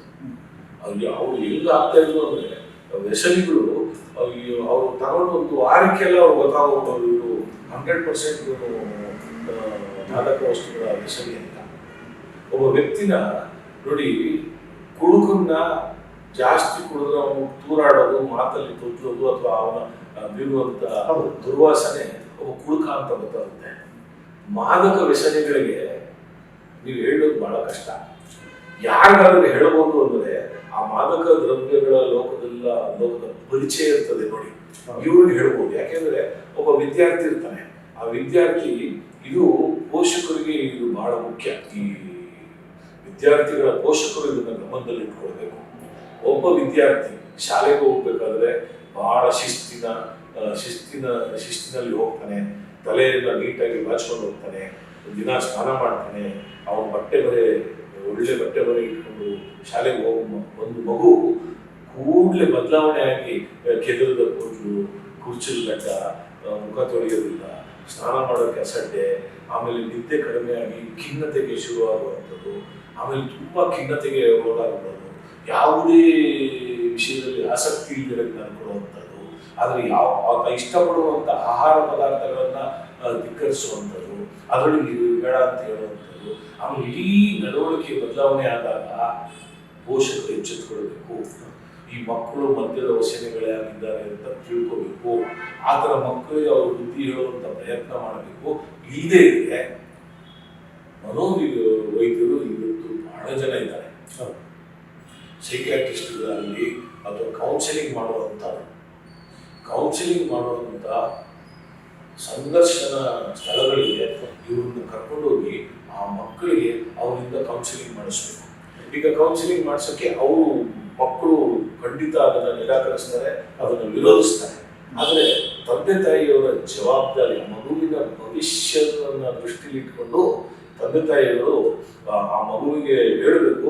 ಇಲ್ಲದಿದ್ರೆ ಕರ್ಕೊಂಡು ಇದೇನಾಗುತ್ತೆ, ನನ್ನ ಮಗ ಏನು ಮನೋವೈಕಲ್ಯ ಇದೆ, ಅವನೇನು ಮನೋರೋಗಿನ, ಯಾಕೆ ನಾನು ಕರ್ಕೊಂಡು ಹೋಗ್ಬೇಕು ಮನೋವೈದ್ಯನ ಹತ್ರ ಅನ್ನೋ ಭಾವನೆನ ಬಿಡಬೇಕು. ಇದು ಮಾಡಲಿಲ್ಲ ಅಂದ್ರೆ ಅವರು ತಮ್ಮ ಮಕ್ಕಳನ್ನ ಕಳ್ಕೊಂತಾರೆ. ಸರಿ, ಅದಕ್ಕಿಂತ ಜೊತೆಗೆ ನೀವು ಯಾವ ರೀತಿ ಜಾಲ ಇತ್ತು ಅಂತ ಹೇಳಿದ್ರಿ. ಬಟ್ ಅದು ಕುತೂಹಲ ಅಂದರೆ ಆ ಟೈಮಲ್ಲಿ ಭೂಗತ ಜಗತ್ತು ಬೆಂಗಳೂರಲ್ಲಿ ದೊಡ್ಡ ಮಟ್ಟದಲ್ಲಿ ಸದ್ದು ಮಾಡಿತ್ತು. ಈ ಭೂಗತ ಜಗತ್ತಿನಲ್ಲಿ ಆ ರೀತಿಯ ವ್ಯಸನಿಗಳಿದ್ರ ಮತ್ತು ಅವರು ಈ ದಂಧೆಯಲ್ಲಿ ಭಾಗಿಯಾಗಿದ್ರ? ಇಲ್ಲ, ಭೂಗತ ಜಗತ್ತಿನವರು ಯಾರೂ ಭಾಗಿಯಾಗಿದ್ದು ಅಂತ ಮಾಹಿತಿ ಇಲ್ಲ. ಇದೇನಾಗುತ್ತೆ, ಬೆಂಗಳೂರು ನಗರದ ಭೂಗತ ಜಗತ್ತು ಅದು ಒಂದು ರೀತಿ ಮೊದಲಿಗೆ ಹೆಂಗಿತ್ತು ಭೂಗತ ಜಗತ್ತು ಬೆಂಗಳೂರು ನಗರದಲ್ಲಿ ಅಂದ್ರೆ ಬಡಾವಣೆಗಳಿಗೆ ಮಾತ್ರ ಸ್ಥೀಮಿತ ಆಗಿತ್ತು. ಬಡಾವಣೆಗಳಿಗೆ ಸ್ಥೀಮಿತ ಆಗಿದ್ದಂತ ಭೂಗತ ಜಗತ್ತಿಗೆ ಯಾರು ಈ ದಂಧೆಯಲ್ಲಿ ತೊಡಗ್ತಾರೆ ಅನ್ನೋದು ಗೊತ್ತಾಗೋದು. ಪ್ರೊಟೆಕ್ಷನ್ ಮನಿ ಇಸ್ಕೊಳ್ಳೋದು, ನೀನು ಮಾಡ್ತಾ ಇದೆಯಾ ದಂಧೆ, ನಾವು ಬಿಡೋದಿಲ್ಲ ಅಂತ ಹೇಳಿ ಪ್ರೊಟೆಕ್ಷನ್ ಮನಿ, ಇಲ್ಲಪ್ಪ ಗಲಾಟೆ ಮಾಡಬೇಡ ಅಂತ ಹೇಳಿ ಇವ್ರು ದುಡ್ಡು ಕೊಡ್ತಾ ಇದ್ರು. ಈ ಬಡಾವಣೆಯಿಂದ ಇದು ಸ್ವಲ್ಪ ವಿಸ್ತಾರ ಆಗಕ್ಕೆ ಶುರು ಮಾಡ್ತೀವಿ. ಈ ಭೂಗತ ಲೋಕ ವಿಸ್ತಾರ ಆಯ್ತು. ವಿಸ್ತಾರ ಆದಾಗ ಬೆಂಗಳೂರು ನಗರ ಮತ್ತೆ ಕಂಟೋನ್ಮೆಂಟ್ನ ಭಾಗ ಅವ್ರು ಈ ಕಡೆ ಬರ್ತಾ ಇರಲಿಲ್ಲ. ಈ ಬೆಂಗಳೂರು ನಗರದವ್ರು ಅಲ್ಲೋಗಿ ಆರ್ಭಟ ಮಾಡ್ತಾ ಇರ್ಲಿಲ್ಲ. ಅದೇನಾಗೋಯ್ತು, ಬೆಂಗಳೂರು ನಗರದ ಬಡಾವಣೆ ಭೂಗತ ಲೋಕ ಒಂದು ಅಲ್ಲಲ್ಲಿ ಶುರು ಆಗೋಯ್ತು. ದಕ್ಷಿಣಕ್ಕೊಂದು ಭೂಗತ ಜಗತ್ತು ಪ್ರಾರಂಭ ಆಯಿತು. ಈ ಪಶ್ಚಿಮ ವಲಯದಲ್ಲಿ ಒಂದು ಭೂಗತ, ಈ ಕಡೆ ಉತ್ತರದಲ್ಲಿ ಒಂದು ಭೂಗತ ಲೋಕ, ಈ ತರ ಅಲ್ಲೊಬ್ಬ ಡಾನ್ ಅಂತ ಉಟ್ಕೊಳ್ಳೋದು. ಇವ್ರು ಯಾರೂ ದಂಧೆಯಲ್ಲಿ ಇರ್ತಾ ಇರಲಿಲ್ಲ. ಆದ್ರೆ ಇವರೆಲ್ಲರಿಗೂ ಗೊತ್ತಿತ್ತು ದಂಧೆ ಮಾಡೋದು ಯಾರು ಅಂತ. ಅವರು ಎಲ್ಲರಿಗೆ ಇವರಿಂದ ಪ್ರೊಟೆಕ್ಷನ್ ಹಣವನ್ನ ವಸೂಲಿ ಮಾಡ್ಕೊಳ್ತಾ ಇದ್ರು. ಅವ್ರು ನೇರವಾಗಿ ಭಾಗಿಯಾಗಿರೋದು ತುಂಬಾ ಕಡಿಮೆ ಅಂದ್ರೆ ತುಂಬಾ ಕಡಿಮೆ. ಅವ್ರು ಸಪೋರ್ಟ್ ಆಗಿ ನಿಂತ್ಕೊಳ್ಳೋದು ಇರ್ಬೇಕಾದ್ರೆ ಇದು ಹಣ ಇತ್ತು ಅವ್ರ ಹತ್ರ. ಬಟ್ ಇದು ಈಗ ಎಲ್ಲಿಂದ ಈಗ ಪ್ರೆಸೆಂಟ್ ನಾವು ನೋಡೋದಾದರೆ ತುಂಬ ಜನ ಹೇಳ್ತಾರೆ ಇಂಟರ್ನ್ಯಾಷನಲ್ ಲಿಂಕ್ ಇದೆ, ಅಫ್ಘಾನಿಸ್ತಾನದಿಂದ ಸಪ್ಲೈ ಆಗುತ್ತೆ, ಪಾಕಿಸ್ತಾನದಿಂದ ಸಪ್ಲೈ ಆಗುತ್ತೆ ಅಂತ ಹೇಳ್ತಾರೆ. ರಾಜಕಾರಣಿಗಳು ಕೂಡ ಇದೇ ರೀತಿಯ ಅಭಿಪ್ರಾಯನ ವ್ಯಕ್ತಪಡಿಸಿದ್ದಾರೆ. ಬಟ್ ನೀವೊಬ್ಬ ಮಾಜಿ ಪೊಲೀಸ್ ಅಧಿಕಾರಿಯಾಗಿ ನಿಮಗೆ ಇದರ ಇನ್ಸೈಡ್ ಮಾಹಿತಿ ಇರುತ್ತೆ. ಈ ಬೆಂಗಳೂರು ಅಥವಾ ನಮ್ಮ ರಾಜ್ಯಕ್ಕೆ ಯಾವ ಭಾಗದಿಂದ ಡ್ರಗ್ ಸಪ್ಲೈ ಆಗುತ್ತೆ, ವಿದೇಶದ ಕಾಂಟ್ಯಾಕ್ಟ್ಸ್ ಇದಕ್ಕೆ ಇದೆಯಾ ಅಂತ? ನೋಡಿ, ಬೆಂಗಳೂರು ಭಾಗಕ್ಕೆ ಬಹಳ ಹಿಂದಿಂದ ನಮ್ಮ ದೇಶಕ್ಕೆ, ಬೇರೆ ಕಡೆ ಮಾತಾಡೋದು ಬೇಡ, ನಮ್ಮ ದೇಶದ ವಿಚಾರ ಮಾಡೋಣ. ನಮ್ಮ ದೇಶದ ಎಲ್ಲ ಭಾಗ ಅಫೀಮ್ ಬರ್ತಾ ಇದ್ದಿದ್ದು ರಾಜಸ್ಥಾನ, ಗುಜರಾತ್ ಕಡಿಮೆ, ರಾಜಸ್ಥಾನ, ಆ ಕಡೆ ಬಾರ್ಡರ್ ಈ ಪಾಕಿಸ್ತಾನಕ್ಕೆ ಹೊಂದಿಕೊಂಡಿರ್ತಕ್ಕಂಥ ರಾಜ್ಯಗಳಿಂದ ಬಾರ್ಡರ್ ಇದೆಯಲ್ಲ, ಅಲ್ಲಿಂದ ಬಾರ್ಡರ್ ಆ ಪ್ರದೇಶದಲ್ಲಿ ಅಲ್ಲಿಂದ ಅಫೀಮ್ ಬರ್ತಾ ಇತ್ತು. ಈ ನಮ್ಮ ದೇಶದಲ್ಲಿ ಅಫೀಮ್ ಯಾಕೆ ಅಲ್ಲಿಂದ ಬರ್ತಾ ಇತ್ತು ಅಂದ್ರೆ, ನಮ್ಮ ದೇಶ ಮಾತ್ರ ಲೀಗಲ್ ಕಲ್ಟಿವೇಟರ್ ಆಫ್ ಓಪಿಯಂ, ಇನ್ ಎಲ್ಲ ದೇಶಗಳು ಇಲ್ಲಿಗಲ್ ಕಲ್ಟಿವೇಟರ್ಸ್. ಇಲ್ಲಿಗಲ್ ಕಲ್ಟಿವೇಟರ್ಸ್ ಅಂದ್ರೆ ಗೋಲ್ಡನ್ ಟ್ರಯಾಂಗಲ್ ಅಂತ ಹೇಳ್ತಾರೆ ಇದಕ್ಕೆ. ಇದು ಯಾವ ಗೋಲ್ಡನ್ ಟ್ರಯಾಂಗಲ್ ಅಂದ್ರೆ ಭಾರತ ದೇಶ, ಆಫ್ಘಾನಿಸ್ತಾನ, ಪಾಕಿಸ್ತಾನ. ಭಾರತ ದೇಶ ಮಾತ್ರ ಕಾನೂನುಬದ್ಧವಾಗಿ ಅಫೀಮನ್ನ ಬೆಳೆಯುವಂತ ರಾಷ್ಟ್ರ, ಅದು ಕಾನೂನು ವಿರುದ್ಧವಾಗಿ ಬೆಳೀತಾ ಇರುವಂತ ರಾಷ್ಟ್ರ. ಅದು ಪ್ರಪಂಚದ ಬೇರೆ ಮಾದಕ ಜಾಲಕ್ಕೆ ಅದು ಅಫೀಮನ್ನ ಸರಬರಾಜು ಮಾಡ್ತಾ ಇತ್ತು. ನಮ್ಮ ದೇಶದಲ್ಲಿ ಓಪಿಯಂ ಫ್ಯಾಕ್ಟರಿ ಇದೆ, ಎರಡಿದೆ. ಸರ್ಕಾರದ ಓಪಿಯಂ ಫ್ಯಾಕ್ಟರಿ ಇದೆ. ಒಂದು ಮಧ್ಯಪ್ರದೇಶದ ನೀಮುಚ್ನಲ್ಲಿದೆ, ಇನ್ನೊಂದು ಅಲ್ಲೇ ಈ ಉತ್ತರ ಭಾರತದಲ್ಲಿ ಒಂದು 2 ಫ್ಯಾಕ್ಟರಿ ಇದೆ. ಈ 2 ಫ್ಯಾಕ್ಟರಿಗೆ ಓಪಿಯಂನ ಬೆಳೆಗಾರರು ಓಪಿಯಂನ ಸಪ್ಲೈ ಮಾಡಬೇಕು. ಆಮೇಲೆ ಯಾರು ಬೇಕಾ ಬೆಳಿಬಹುದಾ ಅಂತ ಇಲ್ಲ, ಬೆಳೆಗಾರ ಇದಕ್ಕೆ ಅನುಮತಿ ಪಡೆಯಬೇಕು, ಕೇಂದ್ರ ಸರ್ಕಾರದ ಅನುಮತಿ ಪಡೆಯಬೇಕು. ಗಸಗಸೆ ಗಿಡವನ್ನ ಬೆಳೆಸಬೇಕಾದ್ರೆ ಕೇಂದ್ರ ಸರ್ಕಾರದ ಅನುಮತಿ ಅವಶ್ಯಕತೆ ಇದೆ. ಇದು ಯಾವಾಗ ಅಂದ್ರೆ, ಇದು ಅನುಮತಿ ಕೊಡೋದು ಅಕ್ಟೋಬರ್ 30ನೇ ತಾರೀಕಿಂದ ಅಕ್ಟೋಬರ್ 1ನೇ ತಾರೀಕಿಂದ ಸೆಪ್ಟೆಂಬರ್ ಈ ವರ್ಷದ ಅಕ್ಟೋಬರ್ 31ನೇ ತಾರೀಕಿಂದ ಸೆಪ್ಟೆಂಬರ್ 30ನೇ ತಾರೀಕು ತನಕ 1 ವರ್ಷದ ಲೈಸೆನ್ಸ್ ಕೊಡ್ತಾರೆ. ಈ ಲೈಸೆನ್ಸ್ ಕೊಟ್ಟಿದ್ದನ್ನ ಇವರು ಪ್ರದೇಶ ಎಷ್ಟು ಗಿಡ ನೆಡ್ತಾರೆ, ಎಷ್ಟು ಎಕರೆಗಳಲ್ಲಿ ನೆಡ್ತಾರೆ, ಇದನ್ನೆಲ್ಲ ಅವರು ಡಿಕ್ಲೇರ್ ಮಾಡಬೇಕು. ಡಿಕ್ಲೇರ್ ಮಾಡಿ ಗಸಗಸೆ ಗಿಡವನ್ನ ಬೆಳೆಸಬೇಕು. ಗಸಗಸೆ ಗಿಡವನ್ನ ಯಾರು ಬೇಕಾ ಬೆಳೆಯೋದಕ್ಕೆ ಸಾಧ್ಯನೇ ಇಲ್ಲ. ಇವರು ಬೆಳೆದ ಗಿಡಗಳಲ್ಲಿ ಓಪಿಯಂ ಪ್ರಾಡಕ್ಟ್ ತೆಗೆಯೋದು ಯಾವಾಗ ಅಂದ್ರೆ, ಗಸಗಸೆ ಗಿಡ ಹೂವಾದ ನಂತರ ಕಾಯಿ ಬಿಡುತ್ತೆ. ಕಾಯಿ ಬಿಟ್ಟು ಅದು ಹಣ್ಣಾಗಿ ಸಿಡಿದು ಬಿಟ್ರೆ ಅದು ಗಸಗಸೆ ಬರುತ್ತೆ. ಅದು ನಮ್ಗೆ ಈ ಸಾಂಬಾರ ಪದಾರ್ಥಗಳಿಗೆ ಬಂದ್ಬಿಡುತ್ತೆ. ಅದ್ರಲ್ಲಿ ಲಾಭ ಇಲ್ಲ ಇವರಿಗೆ. ಗಸಗಸೆ ಕಾಯಿ ಆದ ತಕ್ಷಣ ಒಂದು ಬಾಲ್ ಆಕಾರದಲ್ಲಿರುತ್ತೆ. ಆ ಬಾಲ್ ಆಕಾರಕ್ಕೆ ಇವರು ಗಾಯ ಮಾಡ್ತಾರೆ, ಸಣ್ಣ ತೆಳು ಗಾಯ ಮಾಡ್ತಾರೆ ಕಾಯಿಗೆ. ಆ ಕಾಯಿ ಗಾಯ ಮಾಡಿದಾಗ ಅದು ಹಾಲು ಬಿಡ್ಲಿಕ್ಕೆ ಶುರು ಮಾಡುತ್ತೆ. ಅದನ್ನ ಬೆಳಿಗ್ಗೆ ಜಾವ ಕಟ್ ಮಾಡಿ ಎಲ್ಲ ಕೆರೆದು ತೆಗೆದು ಒಂದು ಪಿಂಗಾಣಿ ಪಾತ್ರೆಯಲ್ಲಿ ಹಾಕುತ್ತಾರೆ. ಇದು ಯಾಕೆ ಅಂದ್ರೆ, ನಮ್ಮಲ್ಲಿ ಈ ಮ್ಯಾನ್ಯುಯಲ್ ಲೇಬರ್ಸ್ ನಮ್ಮಲ್ಲಿ ಸಿಗೋಕೆ ಬೇರೆ ದೇಶದಲ್ಲಿ ಸಿಗಲ್ಲ. ಇದೊಂದೊಂದು ಕಾಯಿಗೂ ಒಬ್ಬ ವ್ಯಕ್ತಿ ಅದನ್ನ ಕೆಲಸ ಮಾಡಬೇಕಾಗ್ತದೆ. ಅದನ್ನ ಕೆರೆದು ಅದನ್ನ ಪಿಂಗಾಣಿ ಪಾತ್ರೆಯಲ್ಲಿ ಕಲೆಕ್ಟ್ ಮಾಡ್ಕೊಳ್ಬೇಕಾಗುತ್ತೆ. ಅದು ತಿರ್ಗಾ ಅದಕ್ಕೆ ಬೇರೆ ಜಾಗದಲ್ಲಿ ಗಾಯ ಮಾಡಿ ಹೋಗ್ತಾರೆ. ಈ ಹೆಂಡ ಹಿಡಿಸಿದಾಗ ಇದು ಈ ಹೆಂಗೆ ಈಚಲ ಮರ, ತೆಂಗಿನ ಮರ ಮತ್ತೆ ತಾಳೆ ಮರಗಳಲ್ಲಿ ಗಾಯ ಮಾಡಿ ಹೆಂಡದ ಕುಡಿಕೆ ಕಟ್ಟಿ ಹೆಂಡ ಇಳಿಸ್ತಾರೋ, ಅದೇ ತರ ಅಫೀಮ್ನ ಇಳಿಸುವಂಥದ್ದು. ಅದು ಇಳಿಸಿದ ನಂತರ ಅದು ಒಣಗ್ತಾ ಅದು ಕಪ್ಪು ಬಣ್ಣಕ್ಕೆ ಬಂದ್ಬಿಡುತ್ತೆ. ಈ ಕಪ್ಪು ಬಣ್ಣಕ್ಕೆ ಬಂದಿದ್ದನ್ನೆಲ್ಲ ಕಲೆಕ್ಟ್ ಮಾಡಿಬಿಡ್ತಾರೆ. ಅಂದ್ರೆ ಒಂದು ಕಾಯಿಲೆ ಒಂದು 2-3 ಸಲ ಅದಕ್ಕೆ ಗಾಯ ಮಾಡ್ತಾರೆ, 3-4 ಸಲ ರಬ್ಬರ್ ಬೆಳೆ ಮಾಡ್ತಾರೆ. ಇದನ್ನೆಲ್ಲ ತೆಗೆದು ಮಾಡ್ತಾರೆ. ಇದನ್ನ ಕಸ್ಟಮ್ಸ್ನ ವೇರ್ಹೌಸ್ಗೆ ನೀವು ಕೊಡಬೇಕು. ನೀವೆಲ್ಲದರಲ್ಲಿ ಮಾರ್ಲಿಕ್ಕೆ ಆಗೋದೇ ಇಲ್ಲ. ಅವರು ಅದನ್ನ ಅವರ ಕಣ್ಗಾವಲಲ್ಲೇ ಬೆಳೆಸಬೇಕು. ಅವರ ಕಣ್ಗಾವಲಲ್ಲೇ ಈ ಓಪಿಯಂ ಫ್ಯಾಕ್ಟರಿಗಳಿಗೆ ಕೊಡಬೇಕು. ಇದನ್ನ ಹದ ಮಾಡಿ ನೀವು ಕೇಳಬಹುದು, ಯಾಕೆ ಸರ್ ಓಪಿಯಂ ಬೆಳೆಸ್ತಾರೆ, ಸರ್ಕಾರನೇ ಬೆಳೆಸ್ತಾರೆ, ಇದು ನಿಷೇಧ ಮಾಡ್ಕೊಳ್ಬೋದಲ್ಲ ಗಿಡನ ಅಂತ. ನಿಷೇಧ ಮಾಡ್ಲಿಕ್ಕೆ ಬರಲ್ಲ. ಒಂದು ಗಸಗಸೆ ಬೇಕು ಅಂತ ನಾವು ಕೇಳ್ತೀವಿ. ಎರಡನೇದು ಏನು ಅಂದ್ರೆ, ಇದರ ಪ್ರಾಡಕ್ಟ್ ಏನಿದೆ ಓಪಿಯಂ ಇದೆಯಲ್ಲ, ಓಪಿಯಮ್ಮು ಪ್ರಪಂಚದ ಯಾವುದೇ ಪೇನ್ ಕಿಲ್ಲರ್ನ ಮೂಲ ವಸ್ತು. ಯಾವುದು painkiller? Pethidine, morphine injection, pethidine injection, ಈಗ ಬೇರೆ ಬೇರೆ ಇಂಜೆಕ್ಷನ್ಗಳು ಬಂದಿದೆ, ಪೇನ್ ಕಿಲ್ಲರ್ಸ್. ಈ ಇದು ಆಗಿನ ಕಾಲದಲ್ಲಿ ಯುದ್ಧ ಮಾಡೋ ರಾಷ್ಟ್ರಗಳು, ಯಾವುದೇ ರಾಷ್ಟ್ರ ಯುದ್ಧ ಮಾಡಬೇಕಾದ್ರೆ ಪೇನ್ ಕಿಲ್ಲರ್ ಇಲ್ಲದೆ ಯುದ್ಧನೇ ಮಾಡ್ತಾ ಇರಲಿಲ್ಲ. ಈ ರಣರಂಗದಲ್ಲಿ ಯಾರಿಗಾದ್ರೂ ಗಾಯ ಆದರೆ ಅವ್ರಿಗೆ ಪೇನ್ ಕಿಲ್ಲರ್ ಇಂಜೆಕ್ಷನ್ ಕೊಟ್ಟು ಅವ್ರನ್ನ ಸಾಗಣೆ ಮಾಡೋದು ಅಷ್ಟು ಇಂಪಾರ್ಟೆನ್ಸ್ ಇದಕ್ಕೆ ಈಗಲೂ ಇದೆ. ಯಾಕೆಂದ್ರೆ ಆಕ್ಸಿಡೆಂಟ್ ಕೇಸ್ಗಳಲ್ಲಿ ಪೇನ್ ಕಿಲ್ಲರ್ ಬೇಕು, ಈ ಡೆಲಿವರಿ ಕೇಸ್ಗಳಲ್ಲಿ ಪೇನ್ ಕಿಲ್ಲರ್ ಬೇಕು, ಆಮೇಲೆ ಮಾರಕ ರೋಗ ಇರುವಂತ ಎಲ್ಲದಕ್ಕೂ ಪೇನ್ ಕಿಲ್ಲರ್ಸ್ ಬೇಕೇ ಬೇಕಾಗುತ್ತೆ. ಇದನ್ನ ಬೆಳೆಸ್ತಾರೆ. ಇದು ಓಪಿಯಂ ಹೋಗಿ ಅಲ್ಲಿ ಪ್ರಾಡಕ್ಟ್ಗಳು ಓಪಿಯಂನ ಸಂಸ್ಕರಣೆ ಮಾಡ್ತಾರೆ. ಸಂಸ್ಕರಿಸಿದ ನಂತರ ಕೆಲವು ಪ್ರಾಡಕ್ಟ್ಗಳೆಲ್ಲ ಬರಕ್ಕೆ ಶುರುವಾಗುತ್ತೆ. ಆ ಮೇನ್ ಎ ಗ್ರೇಡ್ ಪ್ರಾಡಕ್ಟು ಈ ಫಾರ್ಮಾಸ್ಯೂಟಿಕಲ್ ಕಂಪನೀಸ್ ಹೋಗುತ್ತೆ, ಔಷಧಿ ತಯಾರು ಮಾಡುವಂತ ಕಂಪನಿಗಳು ಹೋಗುತ್ತೆ. ಎರಡನೇ ಪ್ರಾಡಕ್ಟ್ಗಳು ಏನ್ ಬರುತ್ತಲ್ಲ, ಇದು ಕಸದ ರೂಪದಲ್ಲಿರುತ್ತೆ. ಇದನ್ನ ಕಲೆಕ್ಟ್ ಮಾಡ್ಕೊಳ್ತಾರೆ. ಆ ಮಿಕ್ಕಿದ್ದು ಎಲ್ಲ ತೆಗೆದು ಕಲೆಕ್ಟ್ ಮಾಡಿ ಅದನ್ನ ನಾಶಪಡಿಸ್ಬೇಕು. ಅದು ಅಲ್ಲಿ ಇಲ್ಲಿ ಸಾಗಾಣಿಕೆ ಆಗಿ ಅದು ಓಪಿಯಂ ರೂಪದಲ್ಲಿ ಈಚೆ ಬರುತ್ತೆ. ಬಟ್ ಸರ್ಕಾರದ ಕಣ್ಗಾವಲು ಇರೋದಿಲ್ವ ಇದ್ರ ಮೇಲೆ? ಇರುತ್ತೆ. ಅದೇ ನೋಡಿ, ಕಣ್ಗಾವಲು ತಪ್ಪಿಸಿ ಮಾಡ್ತಾರೆ, ಆಮೇಲೆ ಬೇರೆ ಕಡೆ ಬೆಳೀತಾರೆ, ಕಾಡುಗಳಲ್ಲಿ ಬೆಳೀತಾರೆ. ಆಮೇಲೆ ಇಲ್ಲಿಗಲ್ ಕಲ್ಟಿವೇಟರ್ಸ್ ಇದ್ದಾರೆ, ಅಫ್ಘಾನಿಸ್ತಾನ, ಪಾಕಿಸ್ತಾನ, ಫಾರೆಸ್ಟ್ ಬಾರ್ಡರ್ ನಮ್ದು.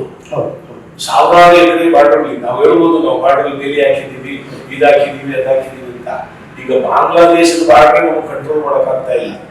ಯಾವ್ದಾದ್ರು ಚಿನ್ನಾರಿ ಅಥವಾ ತಗಡ ಮೇಲೆ ಕಾಯಿಸ್ತಾರೆ, ಅದು ಬಿಸಿಗೆ ಅದೇನಾಗುತ್ತೆ, ಬ್ರೌನ್ ಶುಗರ್ ಕರಿಗೆ ನಿಮಗೆ ಬ್ರೌನ್ ಫ್ಯೂಮ್ಸ್ ಬರುತ್ತೆ. ಆ ಫ್ಯೂಮ್ಸ್ ನ ಇನ್ಹೇಲ್ ಮಾಡ್ತಾರೆ, ಒಳಗಡೆ ತಗೊಳ್ತಾರೆ. ಒಂದು ಸಿಗರೇಟ್ ತಗೊಂಡು ಪೇಪರ್ ಸುತ್ತಕೊಂಡು ತಗೊಂತಾರೆ. ತಗೊಂಡ ತಕ್ಷಣ ಇವೆಲ್ಲ ಮುಖದಲ್ಲೇ ಗೊತ್ತಾಗ್ಬಿಡುತ್ತೆ. ಕೆಂಪು ಒಳ್ಳೆ ರಕ್ತ ಚಿನ್ನದ ಮುಖಕ್ಕೆ ಆ ಮತ್ ಬರುತ್ತೆ. ಆ ವೇಸ್ಟ್ ಪ್ರಾಡಕ್ಟ್ ಏನ್ ಮಾಡ್ತಾರೆ, ಬೀಡರಲ್ಲಿ ಹಾಕೊಂಡು ಉಪಯೋಗಿಸ್ತಾರೆ. ನಿಮ್ಗೆ ಆಶ್ಚರ್ಯ ಆಗ್ಬೋದು, ಬೆಂಗಳೂರು ನಗರದಲ್ಲೂ ಇತ್ತು, ಹುಬ್ಬಳ್ಳಿಲಿ ಇತ್ತು, ಬೆಳಗಾಮಲ್ಲಿ ಇತ್ತು. ಎಲ್ಲ ಭಾರತ ದೇಶದ ಎಲ್ಲ ಮೆಟ್ರೋಪಾಲಿಟನ್ ನಗರಗಳಲ್ಲಿ ದೊಡ್ಡ ದೊಡ್ಡ ಈ ಉತ್ತರ ಪ್ರದೇಶದವರೆಲ್ಲ ಬಂದು ಬೀಡ ಅಂತ ಇಟ್ಲಿಟ್ರಲ್ಲ, ಅವರು ಬೀಡಾಗೆ ಜರ್ದಾ ಬೀಡ, ಈ ಅದೇನು ನಿಮ್ಮ ಜರ್ದಾರು, ಹೊಗೆ ಸೊಪ್ಪು ಅದು ಹಾಕಿ ಬೇರೆ ಬೇರೆ ಹೆಸರುಗಳಲ್ಲಿ ಕರೆದಿರುತ್ತೆ. ಆ ಬೀಡಾಗೆ ಗಿರಾಕಿ ನೀವು ಹುಟ್ಟಾಕಕ್ಕೆ ಅವ್ರು ಏನ್ ಮಾಡಿದ್ರು, ಒಂದು ಬೀಡ ತಯಾರು ಮಾಡಿದ್ರು. ಏನ್ ಬೀಡ ಅದು ಅಂದ್ರೆ, ಅದು ಆಗಿನ ಕಾಲಕ್ಕೆ 2,000 ರೂಪಾಯಿ ಬೆಲೆ ಬರ್ತಾ ಇತ್ತು. ಆ ಬೀಡದ ಹೆಸರು ಪಲ್ಲಂತೋಡ್ ಅಂತ. ಪಲ್ಲಂತೋಡ್ ಅಂತ ಹೇಳಿ ಹೊಸ ಮದುವೆ ಆಗಿರೋರಿಗೆಲ್ಲ ಅದನ್ನ ವಿಶೇಷವಾಗಿ ಮಾಡೋರು. ಏನು ಮಂಚ ಮುಗಿಯುವಂತ ಕೆಲಸ ಮಾಡುತ್ತಾರೆ ಬೀಡ ಅಂತ. ಅಂದ್ರೆ ಹೆಂಗೆ ಅದು ಯಾವ ರೂಪಕ್ಕೆ ಬರುತ್ತೆ ನೋಡಿ. ಬೀಡ ನಾವೆಲ್ಲರೂ ತಿಂತೀವಿ. ಈ ಕೆಲವರು ಜರ್ದಾ ಬೀಡ ಅಂತ ಹೇಳಿ ಅದನ್ನ ಹಾಕೊಂಡು ತಿಂತಾರೆ. ಇದಕ್ಕೊಂದು ರೂಪ ಕೊಟ್ಬಿಟ್ರು. ಈ ವ್ಯಾಪಾರಿ ಮನೋಭಾವವರು ಇದಕ್ಕೆ ಮಾರ್ಕೆಟಿಂಗ್ ಮಾಡ್ಲಿಕ್ಕೆ ದಾರಿ ಹುಡುಕೋದು. ಇದು ಬ್ರೌನ್ ಶುಗರ್ ಲಾಸ್ಟ್ ಪ್ರಾಡಕ್ಟ್ ಅಂತ. ಇದು ಇಷ್ಟೇ ಓಪಿಯಂ. ಈ ಓಪಿಯಂನ ಸರ್ ಇದನ್ನ ನೀವು ಹೆಂಗೆ ನಮ್ಮ ದೇಶದಲ್ಲಿ ಓಪಿಯಂ ಮೊದಲಿಂದ ಇದೆ. ಮೊದಲಿಂದ ಅಂದ್ರೆ ನಾವು ಏನ್ ಬಯಲ್ಮಾನೋದ್ರಿಂದ ನಾವು ಅದೇ ನಾವು ಕೇಳಬೇಕಾಗಿದೆ. ಅಂದ್ರೆ ಈ ವ್ಯಾಯಾಮದಲ್ಲಿ ಅದನ್ನ ಬಳಸ್ತಾರೆ ಅಲ್ಲ, ವ್ಯಾಯಾಮ ಈಗ ಸ್ಟೆರಾಯ್ಡ್ ಬಳಸೋ ರೀತಿಲಿ ಆಗ ಅವ್ರಿಗೆ ಸ್ವಲ್ಪ ಬಳಸ್ತಾ ಇದ್ರು ಸುದ್ದಿಗೆ ಅದಕ್ಕೆ ನಿಖರವಾದ ಇದಿಲ್ಲ, ದಾಖಲೆಗಳಿಲ್ಲ. ಅದು ಒಂದು ಮಾತ್ರ ಇದೆ, ಈ ವ್ಯಾಯಾಮ ಶಾಲೆಗಳಿತ್ತು. ಮೈಸೂರು, ಬೆಳಗಾವಿ, ಬೆಂಗಳೂರು, ಮಹಾರಾಷ್ಟ್ರದಲ್ಲಿ ತುಂಬಾ ಕಡೆ, ಆಂಧ್ರದಲ್ಲಿ ತುಂಬಾ ಕಡೆ, ಪಂಜಾಬ್, ಇಲ್ಲೆಲ್ಲ ಜಗಜ್ಜಟ್ಟಿಗಳು ಕೊಟ್ಟಂತ ರಾಜ್ಯಗಳು. ಅವರು ವ್ಯಾಯಾಮ ಅಂದ್ರೆ ಅವ್ರು ಬೇರೆ ಉದ್ಯೋಗನೇ ಇಲ್ಲ. ಬರೀ ವ್ಯಾಯಾಮ, ಕಸರತ್ತು ಮಾಡೋದು, ಚೆನ್ನಾಗಿ ತಿನ್ನೋದು, ಮೈನ ಬೆಳೆಸ್ಕೊಂಡು ಅವರು ವ್ಯಾಯಾಮಕ್ಕೆ ತಯಾರು. ಇವ್ರಿಗೂ ಏನ್ ಮಾಡೋದು, ಈ ಇದರೊಳಗೆ ಗರಡಿ ಶಾಲೆಗಳಲ್ಲಿ ಕೆಲವು ವಿಶೇಷವಾದ ಹಬ್ಬಗಳು ಬಂದಾಗ ರಾಮರಸ ಅಂತೇಳಿ ತಯಾರು ಮಾಡೋದು. ಬೆಂಗಳೂರು ನಗರದಲ್ಲಿ, ಬೇರೆ ಕಡೆ ಅದಕ್ಕೆ ಏನ್ ಹೆಸರಿದೆಯೋ ನನಗೆ ಗೊತ್ತಿಲ್ಲ. ಬೆಂಗಳೂರು ನಗರದಲ್ಲಿ ಈ ರಾಮರಸ ಅಂತ ರೆಡಿ ಮಾಡೋದು.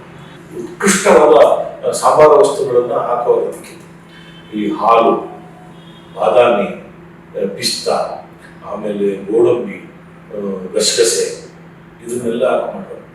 ಇದನ್ನ ಹಾಕಿ ಆ ಪರಿಮಳ ಹೆಂಗಿರೋದು, ರಾಮರಸದ ಪರಿಮಳ ಅಂದ್ರೆ ಇದಕ್ಕೆ ಅವರು ಗಾಂಜಾ ಮತ್ತೆ ಅಫೀಮನ್ನ ಬೆರೆಸ್ತಾ ಇದ್ರು.